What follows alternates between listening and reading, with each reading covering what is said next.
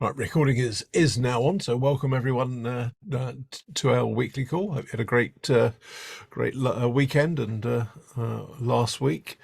Let me share my screen, which share my slides rather, which have just for some reason closed. So bear with me whilst I reopen. And that was just to keep me on my toes, I think.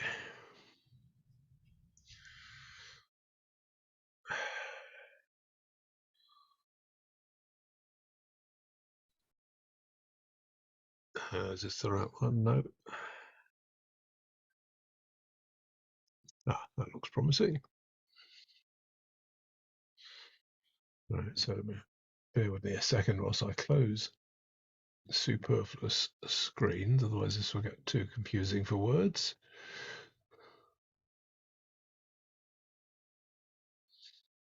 Right, okay, and then I'll put this at the start. Right, let me do that again. Let me share my slides, which I really can now see the right ones. Hopefully you can see that. Okay, so the plan was to do highlights from Nanog and OARC. Now, I realised this morning that the OARC sort of material isn't accessible at the moment, or at least it wasn't this morning when I tried to access it. So we'll focus on OARC today, and I will sort of go back to Nanog when I can actually access the material, as I wasn't there in person, unlike OARC. So I'll give you my take on OARC this time round, and happy to take comments from other people as well that were there also, who will no doubt have different perspectives. So we'll do that, and then we'll pick up on some sort of points of interest from the last week. Sorry.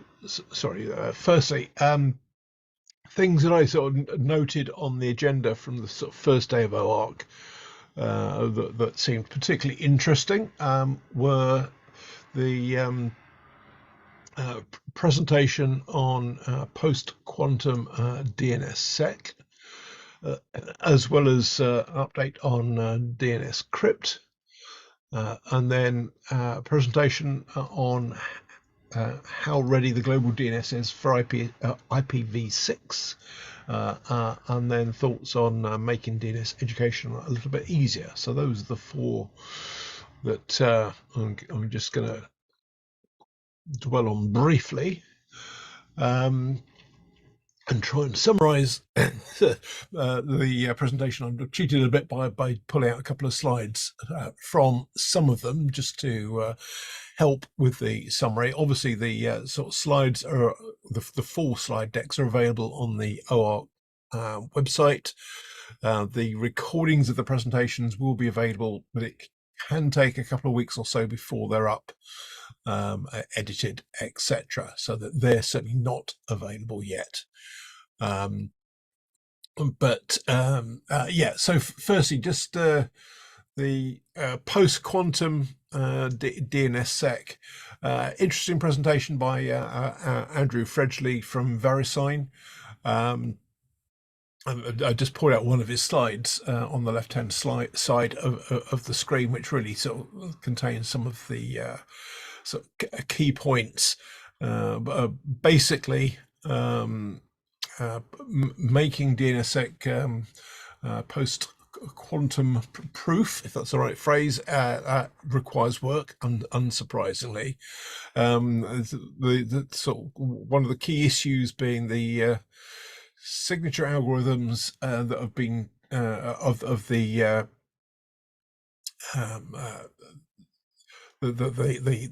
sort of chosen routines from NIST, the sort of US organization, have got sort of significant impact on DNSSEC because they're very large signatures compared to what's currently used by the existing DNSSEC cryptographic algorithms.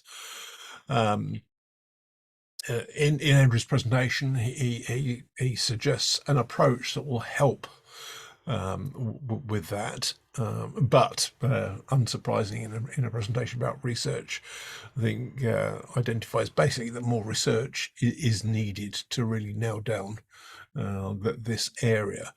For DNSSEC to survive, this work needs to be undertaken.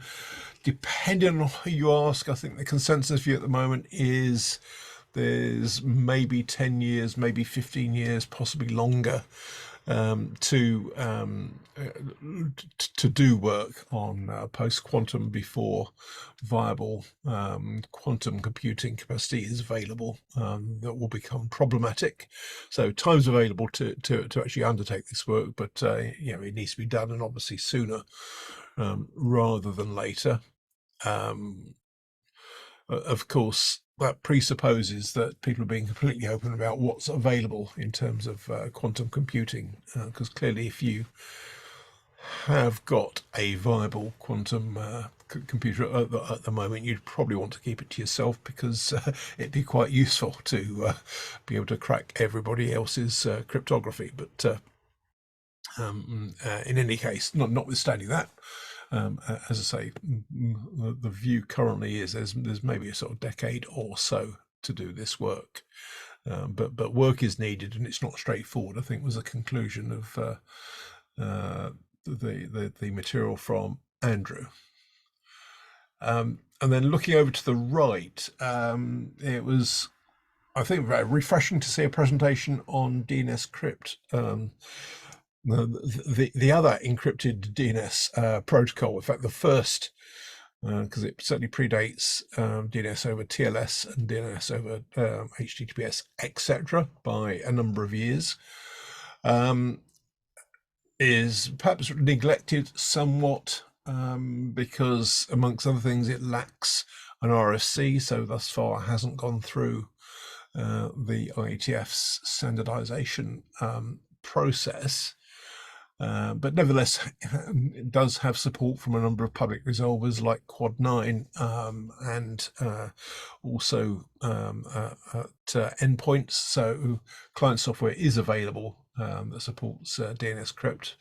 But Brian Summers from OpenDNS gave a presentation highlighting some of the pros and cons of DNS-Crypt versus the other, perhaps more popular now, encrypted DNS options. He did a review of the efficiency or otherwise of the sort of the current DNS-Crypt implementation, and that's a flame chart from that part of his presentation.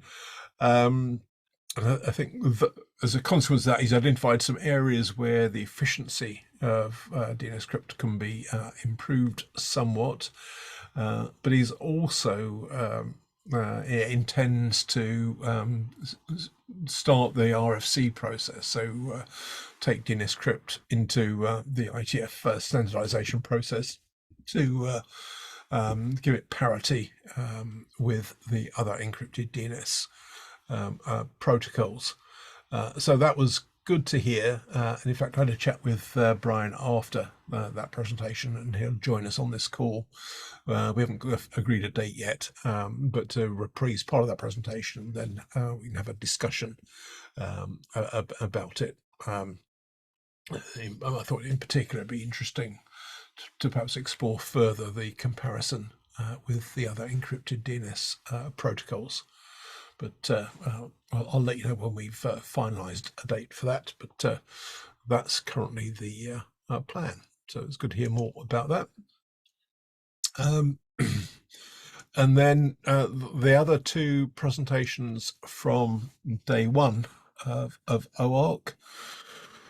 Ralph Weber from Akamai gave an update on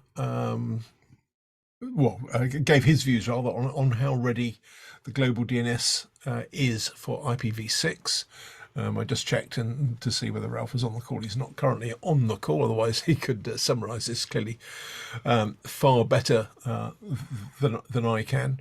But I sort of put the sort of key slide from his presentation on the screen, which is currently the domain name system is not IPv6 ready. And action is needed. Some of the action is comparatively trivial, but nevertheless needs to be done.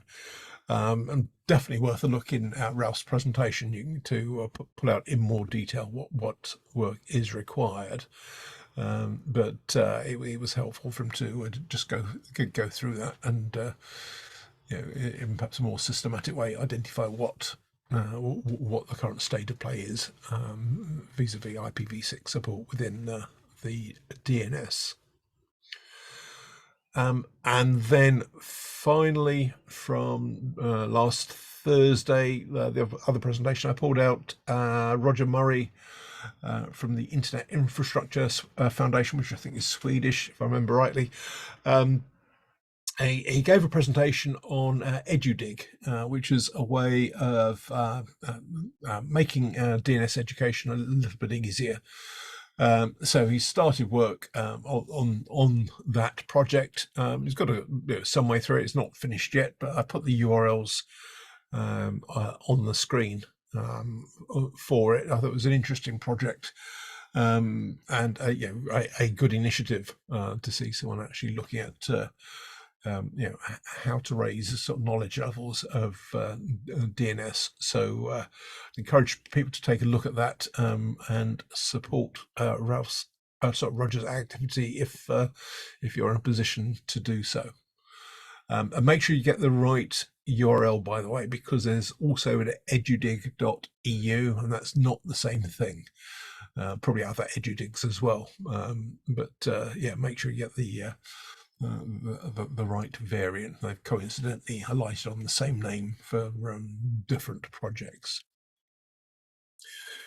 Before I move on to the presentations on the Friday, let me just pause for a moment and see if any of the people on this call that attended OARC wanted to comment on any of those four, or indeed anything else from the sort of first day that you think I've overlooked.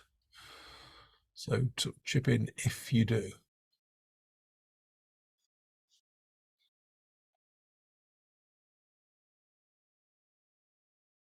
Big silence is possibly not. Probably not then. If you think of anything, by all means pop it in the chat or raise your hand as I continue. Okay, let me then look at the second day. Again, I pulled out this time 3 rather than 4 presentations. One on the current state of DNSSEC validation on recursive resolver operations by Moritz Muller, who some of you will know. Also, an interesting project that Paul Hoffman talked about from ICANN on public annotations of DNS RFCs. And then João Damas from APNIC reprised a presentation I've seen Jeff Huston give previously on a quick look at DNS centrality, which was one of the lightning talks at the end of the Friday at OARC. So starting first with Moritz's presentation, so Moritz from SODN Labs.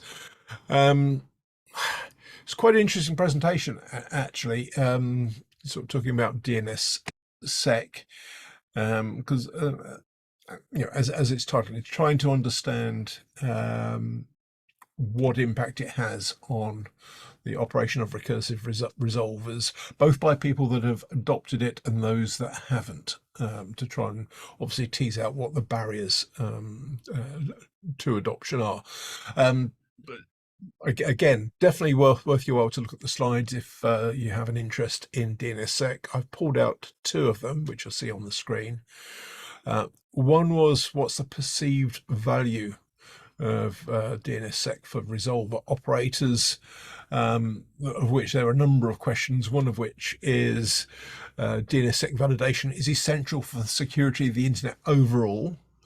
And interestingly, the majority of those people that use DNSSEC and those that don't for their resolvers, majority of both groups is that they agree or strongly agree that it is essential for the security of the internet.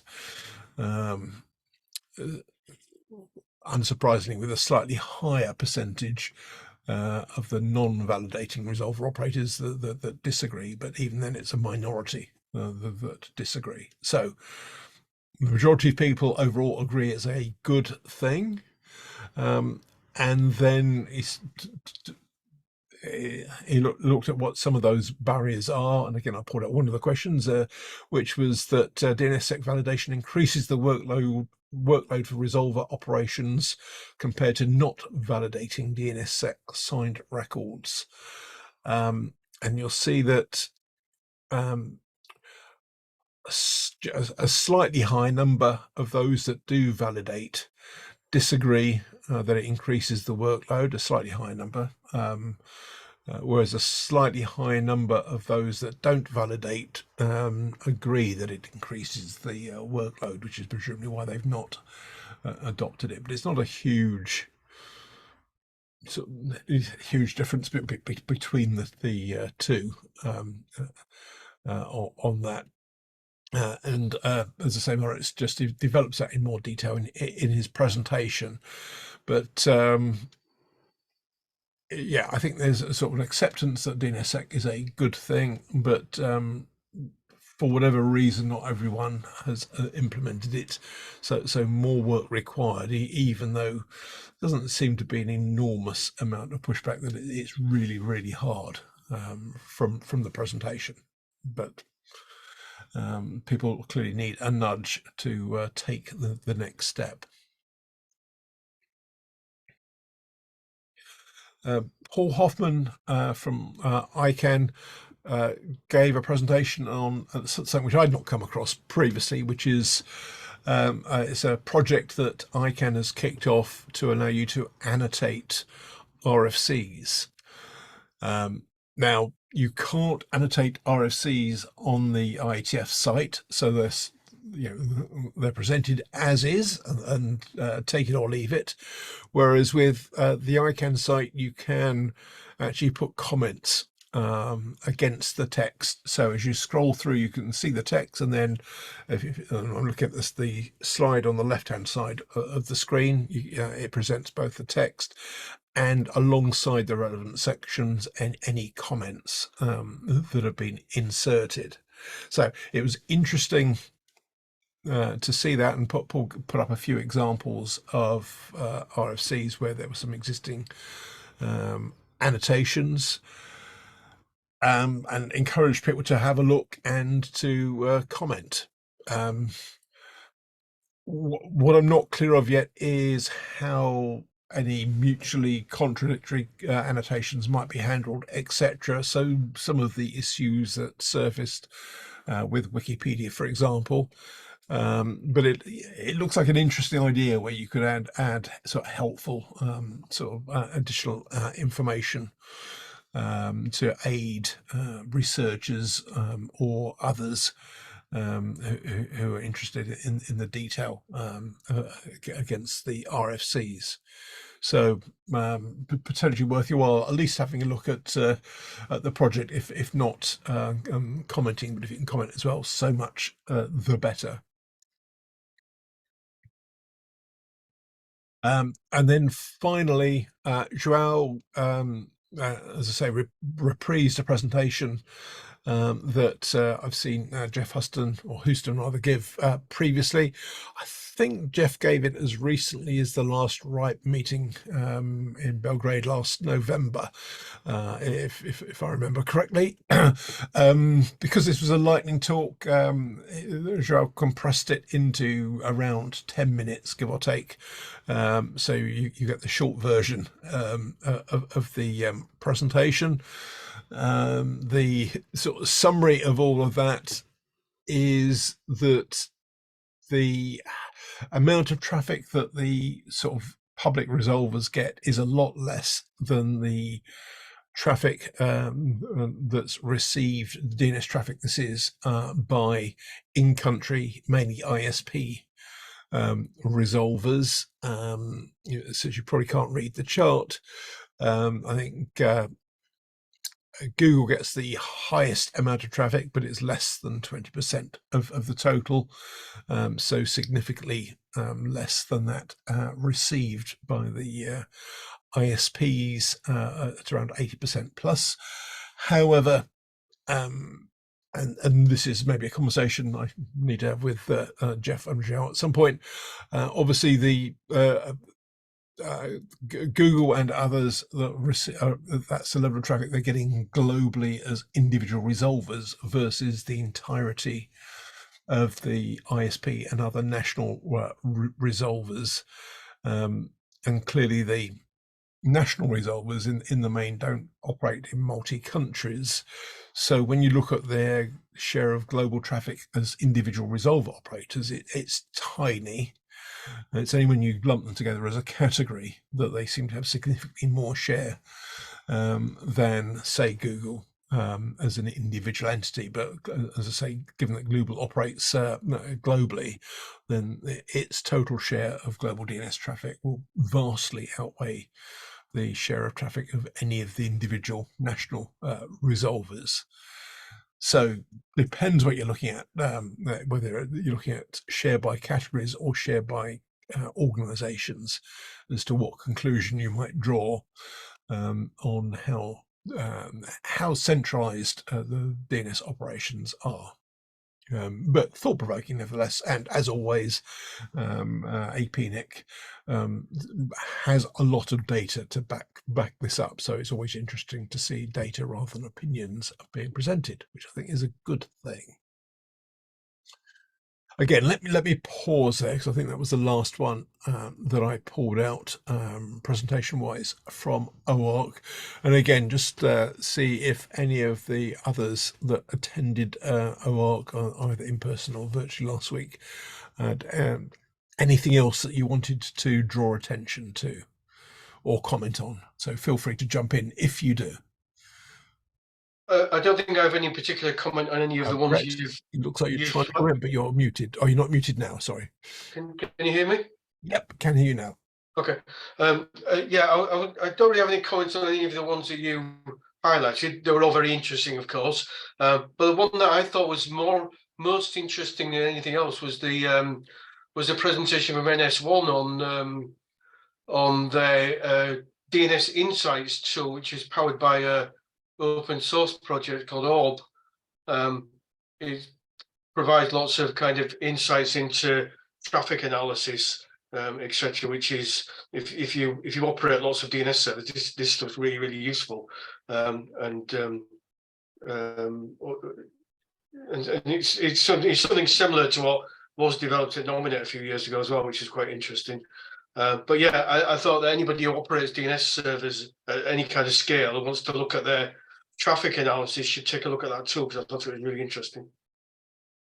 That's a helpful insight, which obviously, since I don't operate a resolver, I didn't latch onto that so strongly. So that's helpful to have that point of view, because I guess wearing your new AWS hat, analytics are a good thing, Brett. Indeed, yeah.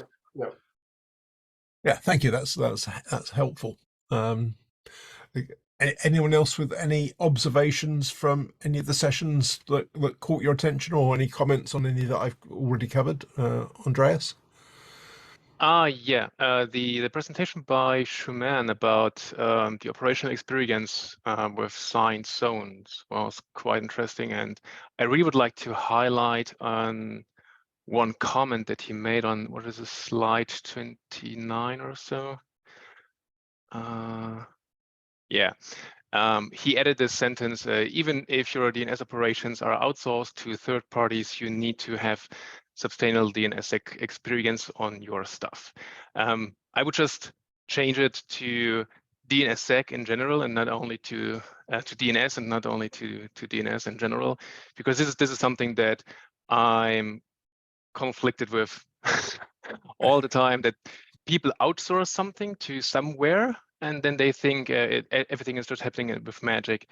And even if you use an outsourced service, it's still your service, right? It's still your public-facing service, and in that case, you should have some understanding what the people are actually doing there. And that was quite interesting to really highlight this topic from Truman.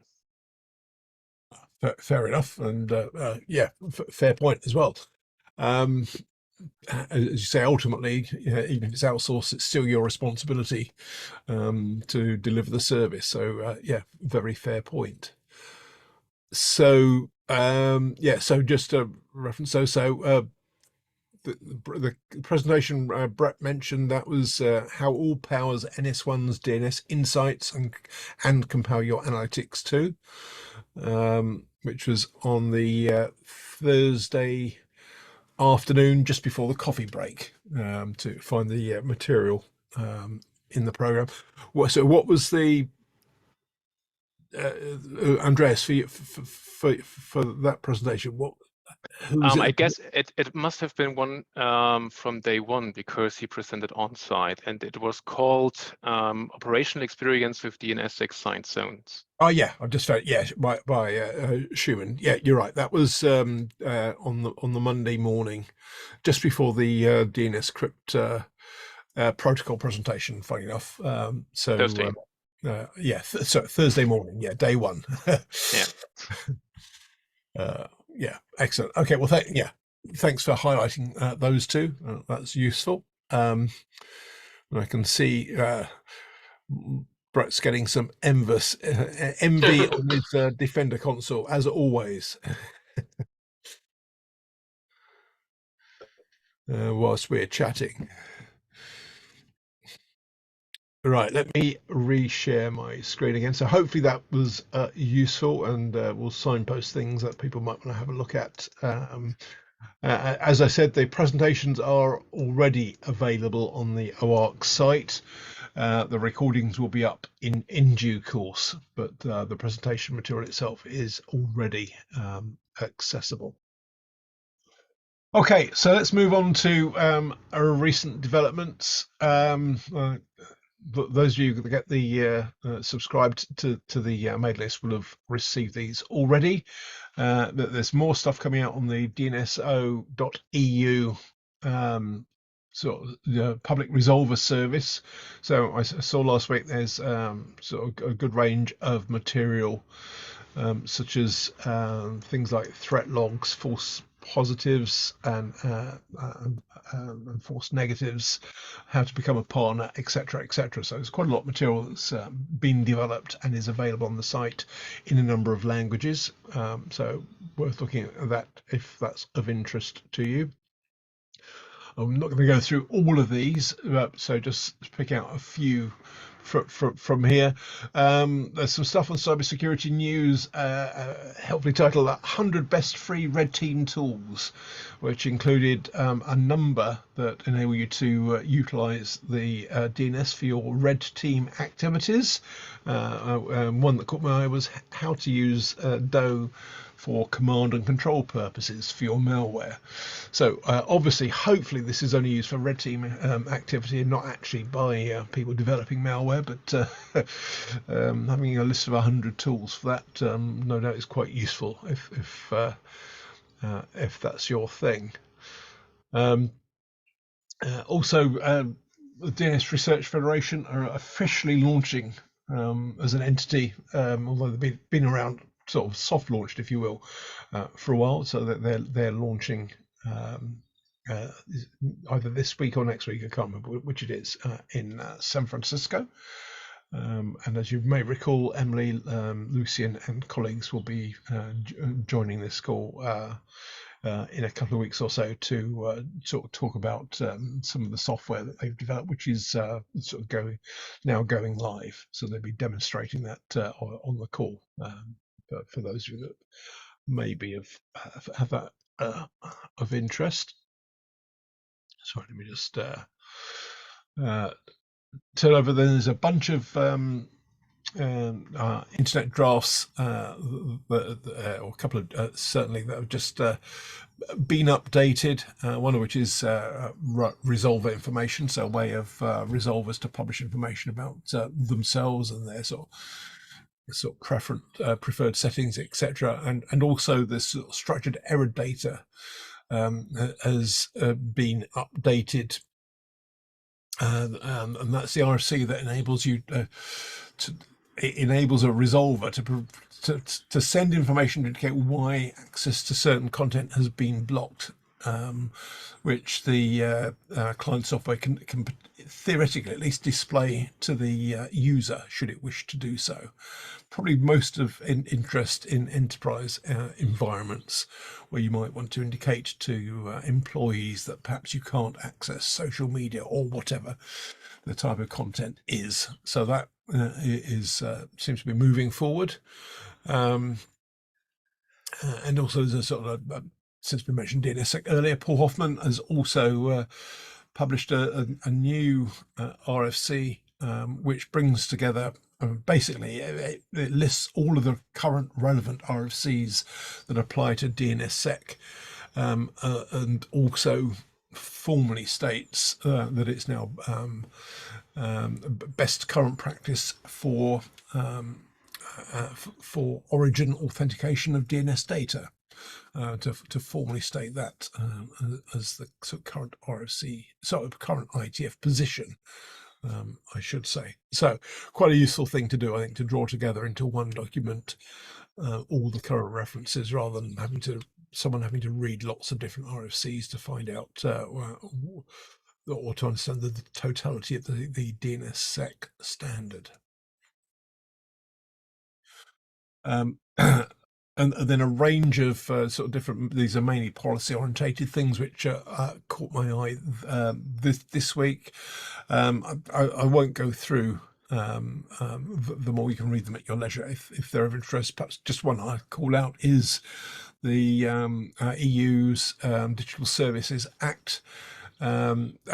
Platforms, so this is mainly social media platforms, but also others have to collect user numbers, and also start to sort of discuss how they sort of monitor activity, etc., on the platform. So the DSA is sort of starting to actually sort of kick in sort of actively now, and I think there are quite significant repercussions for any platforms that don't provide the required data from this month. So it'll be interesting to see how that develops.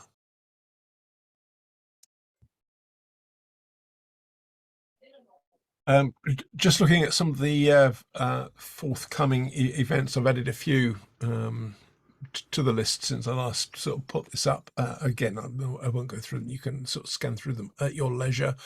The one I will mention, though, because this came out of the OARC meeting, which is the ICANN DNS Symposium. Tentatively, it looks like it's going to be in Vietnam in September. So I was interested to hear that, because it's slightly earlier in the year than it has been the last couple of years, if that's the case. And the plan is that OARC 41 will be co-located with the ICANN DNS Symposium. So no doubt more details to follow from ICANN in due course. But if that's of interest, just keep an eye out and we'll wait and see when the date and venue are confirmed. But sometime in September in Vietnam seems likely at the moment. So I thought that worth mentioning. And then in terms of sort of forthcoming calls, no changes to those that are scheduled over the next few weeks. The only two things I'll just mention, one of which I touched on earlier. I should have a date soon for the DNS-Crypt protocol presentation, so I'll add that to the schedule as soon as I agree a date with Brian for him to deliver that. And also, I've already reached out to the DNS-OARC sort of team, the two guys originally behind NextDNS, and I'm hoping to get them to commit to a date on the call as well soon, but we haven't got a date yet because since they've just launched, they're unsurprisingly quite busy at the moment, which is perfectly understandable. Peter, you have your hand raised. Yeah, I think I should be on that list. It was 13th of March, no? Oh, you should. I forgot to update it. Apologies. Live update. Peter, do you want to remind us? No, I'm sorry. It's too late. I'm not accepting this snub. That would teach me doing so, it. I'm still a bit tired coming back from Atlanta. No, that's my excuse. Of course. So it's just to remind you, it's the DNS abuse SIG that's part of FIRST has published a document which is a matrix of DNS abuse techniques and their stakeholders, and love to have a chance to kind of tell people about that. Ironic, since we swapped messages about that on Twitter. Yeah, I completely forgot to update it on here. No problem. It will be fantastic. So good, I didn't want to put it on there to spoil it or something. Yeah, sure. Yeah. Oh dear. Right. Well, as I say, it's delayed jet lag or something. Is probably the excuse. Ho hum. Well, that neatly segues into any other business. So other than things that I've missed on the slide, which is awkward, what else do people want to highlight from this week? Is there anything else that is currently on your minds, or things you want to highlight, etc.? So as always, you can pop in the chat if that's easier, or do what Peter just did and sort of unmute and speak. Either option's fine. It looks like Simon is wishing to do the latter. Just a quick insert, if I may. You may have noticed that the D for digital and DCMS has now disappeared as of a fortnight ago, and anybody doing standards in that department will now be badged as a Department for Science, Innovation and Technology. I can almost remember the name. I must be getting practiced. Also known as ETHIT for obvious reasons, as it's abbreviation. And basically, it's the digital bit that left DCMS and combined with the science and research bit from the Department for Business, Energy, Innovation Skills to form the aforementioned department, of which we're now part. So we're now a obviously identified scientific and technical department, having been sat behind culture, media and sport for some time, which I must confess I'm probably a bit happy about. It's always a good laugh at the standard meeting saying I'm an engineer from the culture department, but after a while it got a bit boring. So it's probably better home for us. Presumably that means you don't get sort of tickets to all those marvellous cultural and sporting events where you get the box seats for all the prime events. You don't get those anymore, though. I've had one ticket in my time, and that was when I was in base rather than DCMS. So I have not been showered with cultural invitations during my time in DCMS. Sorry to hear that, Simon. But no, that's useful clarification that DCIT is now the home for this sort of stuff within UK government, at least. Brilliant, thank you. Anyone else with anything you want to highlight from this week, or is currently on your mind? Now's your chance.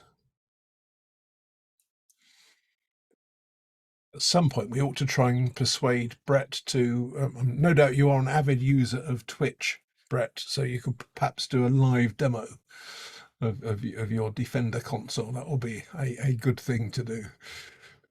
I am a user of Twitch, but very much a lurker rather than a presenter. But yes, I actually did some work in fixing it over the Christmas holidays because the control panel was broken. But well, actually, the control panel wasn't broken. The control panel was not working properly because I'd moved it from a PC to a Raspberry Pi, and the control panel wouldn't work with the Raspberry Pi, but I fixed it over the Christmas holidays, so it's now working properly. And I reinstalled the operating system as well, so I can give a proper demo of it now. So I'll be happy to do that sometime. If I don't think it will take more than 10 or 15 minutes. If you want to add it to the schedule sometime, Andrew, I'll be happy to do that. Well, I think not sure we wind that into a DNS subject matter, but well, I'm sure you could do it over DNS, and apparently I might have a vacancy on the 13th of next month. Well, that's the week. That's the week of the ICANN meeting, so I'll be in Mexico that week, unfortunately. Well, it's a shame. So we can't supplant Peter with with a Defender demo. It should be. I would gladly give up my spot to have a demo of the Defender console. Could you pre-record something, Brett, and maybe submit it to the? Yeah. I must admit, as a non-Twitch user, I have absolutely no familiarity with what the capabilities are. Presumably, you can record stuff for people to enjoy. Well, I think to Twitch stream that, I would need to have some kind of camera set up looking at it, because obviously, I guess there's something you could do with a Raspberry Pi, but I have no idea what to do with that. I think it would take me longer to do that than it did to install the whole thing to start off with. Fair enough. Showing my relative lack of ignorance of Twitch, which I shouldn't say as of recently DCMS, which is the department responsible for gaming. Could you give a 30-second thumbnail of what Twitch is, please? Twitch is a gaming streaming platform where people will play video games and stream what they're playing. So demoing what they're playing and how good or bad they're doing in any particular game, but also provide a commentary on what they're doing while they're doing it. I understand it's very popular with the young folk. My kids both use it. Not again for watching, not streaming. I don't use it that much, but I do have. There's a guy I play Microsoft Flight Simulator on the Xbox a little bit, and there's a guy who streams flights on Microsoft Flight Simulator on the PC, and does a kind of running commentary on what he's doing, where he's flying, etc., etc. And it's kind of the chat that goes with it is entertaining as long as you get the right type of person doing it. Some stand-up comedians use it for doing kind of video podcasts as well to a certain extent. And it's owned. I think the reason Andrew mentioned is it's owned by Amazon. Amazon bought it a few years ago. I'll be honest, Brett, I didn't know that. So. Oh, okay. Well, it's an Amazon-owned platform. Oh, which makes sense, I guess, because it must use a ton of bandwidth on their service, amongst other things, or CPU power even. The other one. Well, I mean, we've got a few minutes to spare, so I'm going to bore you with things that I've found out in the recent past. But the other thing that some people are surprised about is that IMDb is also an Amazon-owned platform.